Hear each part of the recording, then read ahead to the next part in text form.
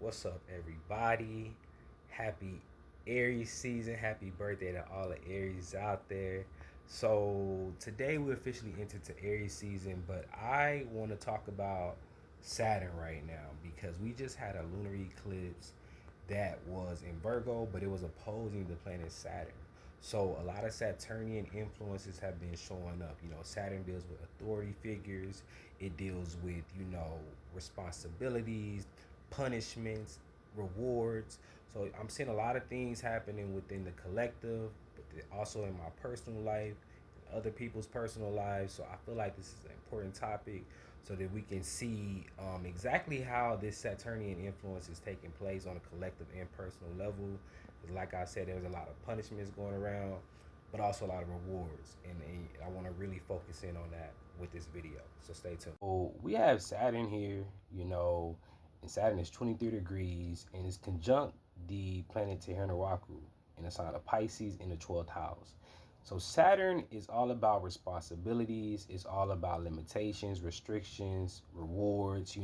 It's about learning lessons, right? Life lessons, really. In the sign of Pisces, this is dealing with spirituality. Pisces is the last sign of the zodiac. So this is really a focus on, a culmination, if you will, of everything that has been done, you know.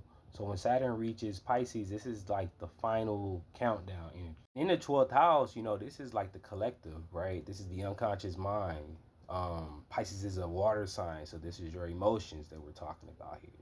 So this is dealing with like spiritual responsibilities, spiritual collective responsibilities. Saturn has been in Pisces for about 2 years. So a lot of things have already taken place. This is just kind of like, again, a combination of events, which is why I felt like this was really important to talk about right now because we're ending the last chapters of Pisces and Saturn will soon go into Aries on May 24th of 2025. Right now, as Saturn is closing out Pisces, it's almost like he's been really quiet, so to speak. We've seen little, spiritual leaders and other people who have a lot of authority on a spiritual level be called out, or people who have, prominent spiritual gifts be called out, true enough. But I feel like for the most part, things have been really quiet and like it's almost been this blurred lines between power dynamics, and we're just seeing like shifts in power and just it's just blurred lines there, right? That's how I feel about it anyway. But again, as Saturn is closing out Pisces, there are rewards and punishments showing up left and right. And I feel like this lunar eclipse that we had, which was opposing the planet Saturn, is why a lot of this is being activated. Happen within the government system where we're seeing people who have done a lot of heinous crimes be finally, you know, put in prison, so to speak. Then I've also witnessed things in my personal life where I know this is like a current theme that's currently happening for the collective. And it makes sense because as we go into Aries season, there's new beginnings here, and we're already in Aries season. But mind you, we still have all this Pisces energy going on, so that it is a message to kind of like be aware that there is a energy of moving forward, but also still this need to surrender and make sure that old cycles and old energy are like still closing out and punishments are still happening. The definition of punishment is the infliction or imposition of a penalty as retribution for an offense. All right, the penalty inflicted. So a lot of things that, like again, that people have done up until this date are starting to be recalled to mind, and punishments are being inflicted. Right. The opposition to Virgo that is opposing Saturn is the asteroid Clotho at 23 degrees. And so this is letting us know that there is a lot of timelines that are being cleared up. So it's really important right now to focus on your beliefs, focus on your reality, focus on dreaming and imagining what you are trying to manifest into your life right now. I say that because there are people who have done past actions as well as people who have there's people who have done wrong past actions and there's people who have made the right choices in the past. All of these energies are culminating. So reality is kind of warping right now. And so it's like all warping together right now. So you may not know what someone did, and why their life is crumbling right before your eyes. At the same time, you may be getting rewarded and moving on to greater new levels, and your life is upgrading. That is a high probability right now. And so it's very important to not get overly emotionally enmeshed with other people right now, okay, y'all? Especially if you're someone who's been having a lot of emotional maturity and integrity and spiritual integrity.